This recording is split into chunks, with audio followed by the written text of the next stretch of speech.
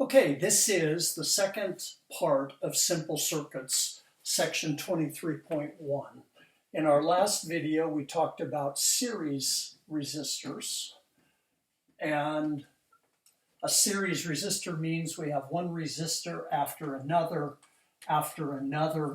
and as a result, the total resistance, if this is R1, R2, and R3, gives you what you would probably expect, just add them up. I like to think of electricity like water. This is like having three separate rapids that the water is flowing down through. If you picture it like that, we've got our voltage source that's causing the water to go. We have a rapids, and then another rapids, and we end up at the bottom. And every time you go through one of the resistors, we've lost some voltage. Lost more until we're finally down to zero.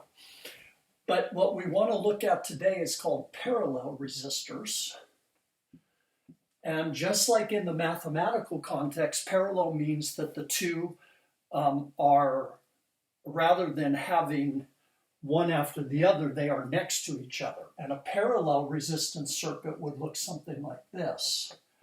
I'm just going to do two resistors here, where we would say this is R1 and R2.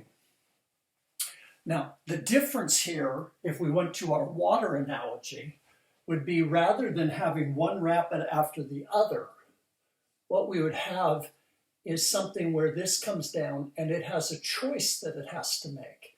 It can either go through this rapids or it can go through that rapids, and it comes back down. The interesting thing here is that the voltage drop across both of them is the same. The elevation drop is the same, but the amount of current may be different. If you thought about a river and say the water was coming down and it chose two different courses, let's do it this way. Let's say we had a river that's flowing and one course is very narrow and the other course that it could go on is very, very wide.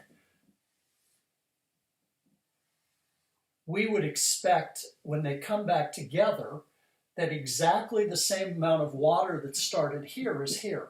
But we would expect more water to go through here than here. And in fact, in the analogy, this would be the lower resistor and the higher resistor. So how do we get the total resistance? Well, the total resistance for a parallel resistance circuit looks like this.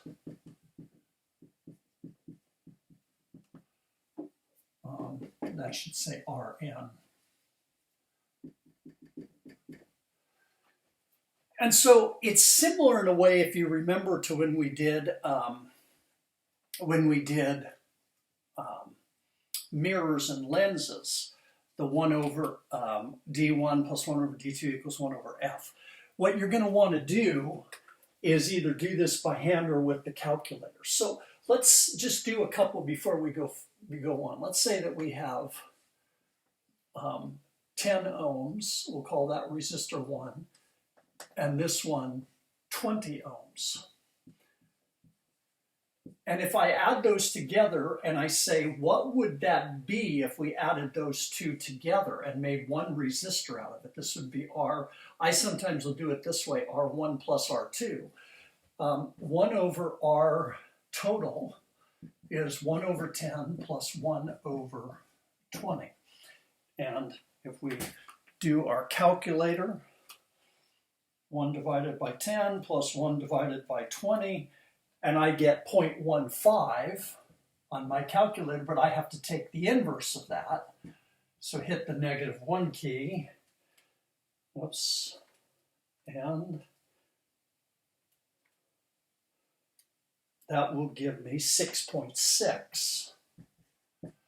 So this resistance is 6.6 ohms. Let's do one other one. Let's say we had 3 resistors.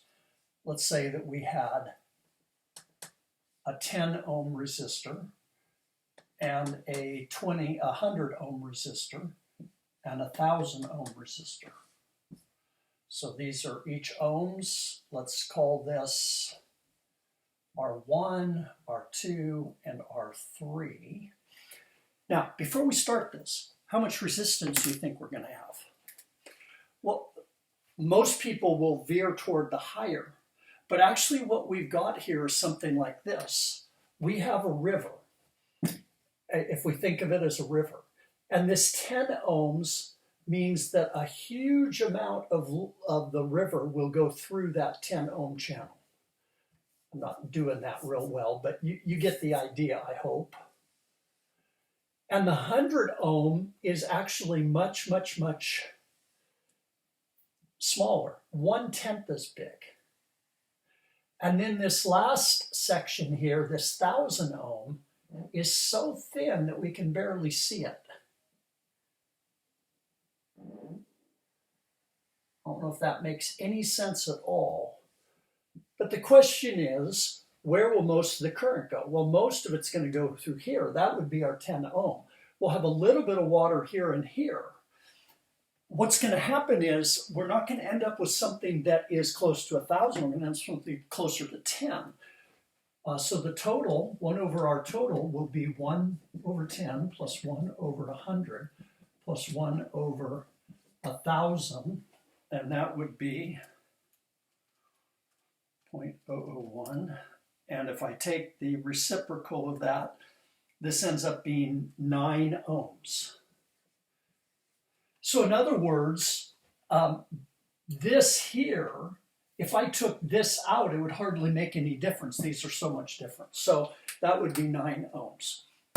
Now, when we set up a resistive circuit,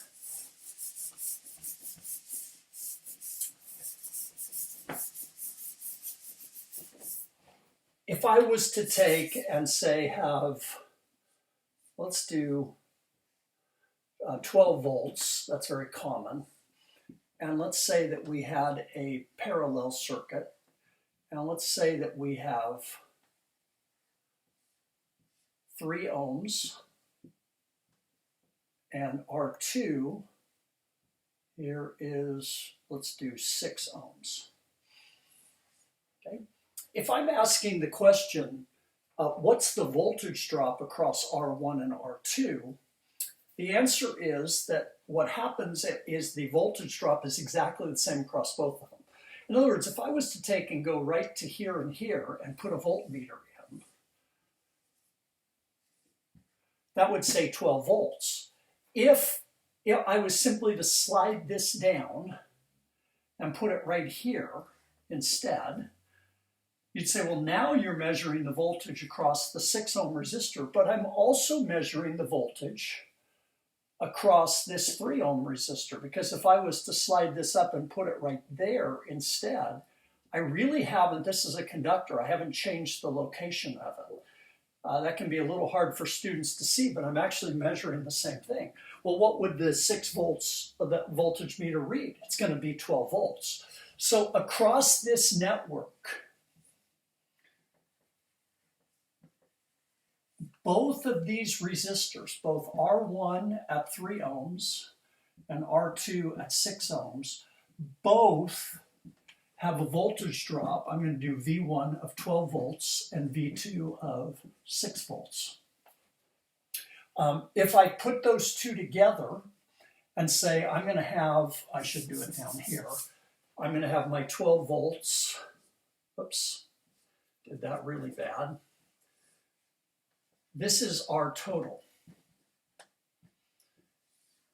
Now, there's a couple ways we could do this, but let's figure out what our total is, because that's what your book is going to ask you.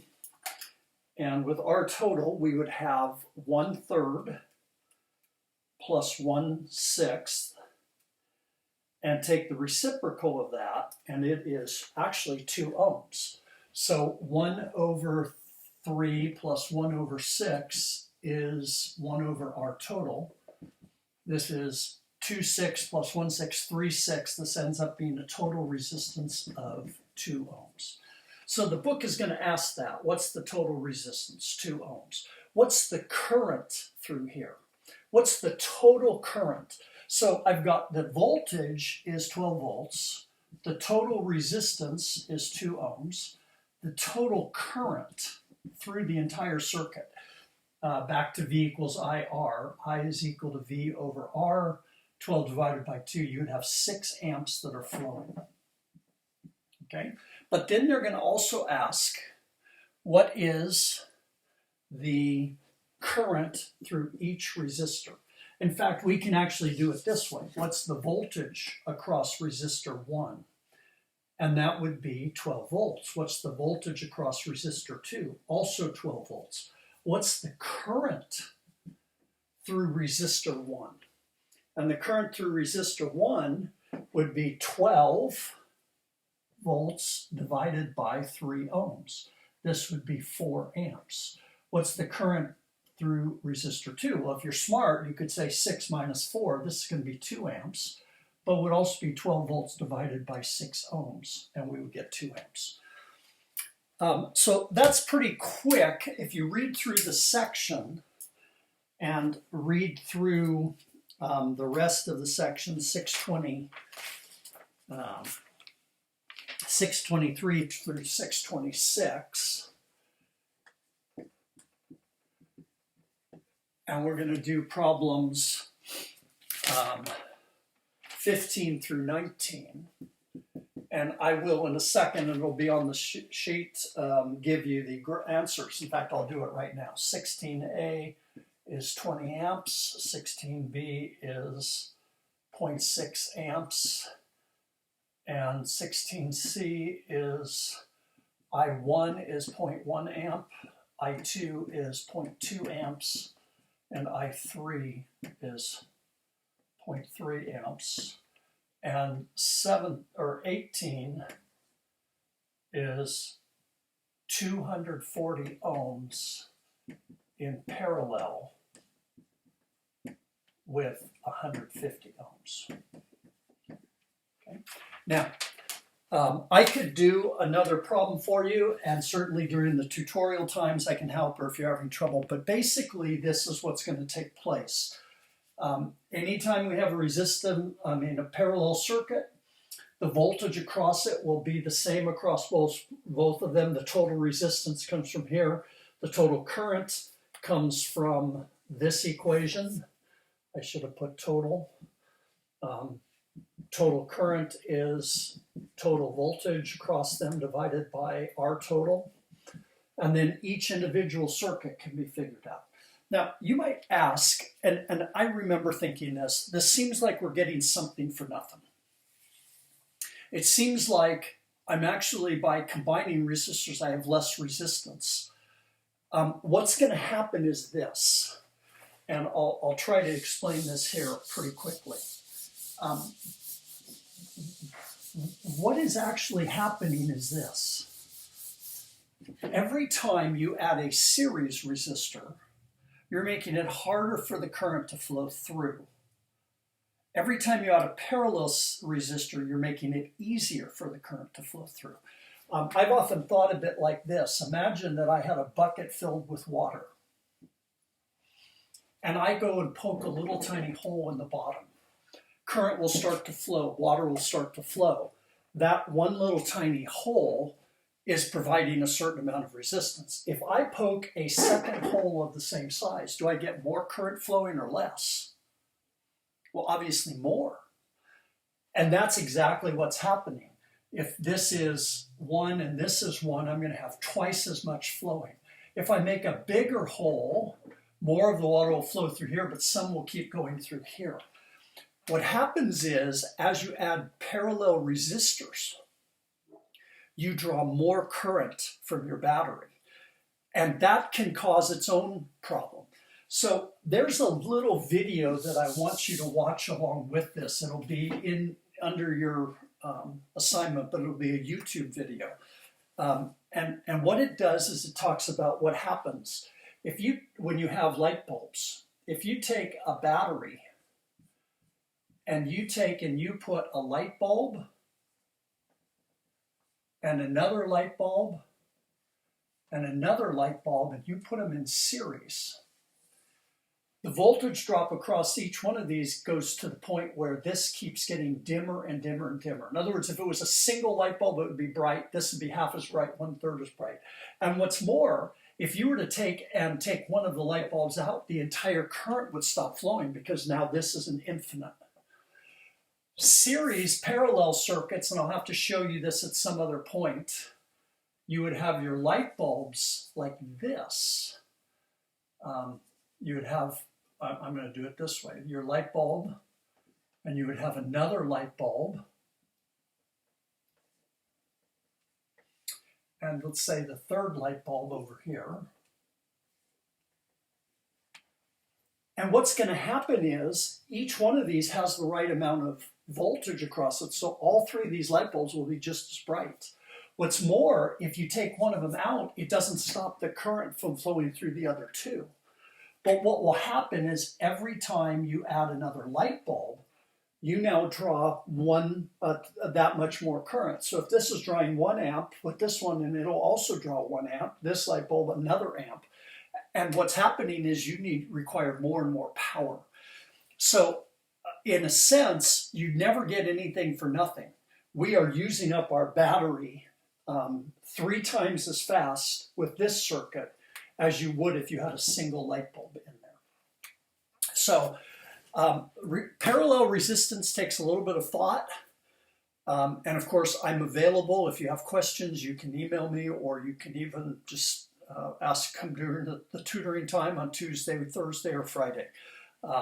But that will finish us up for this week. When we come back from Easter, we'll work with what happens if we start combining parallel and series resistors together.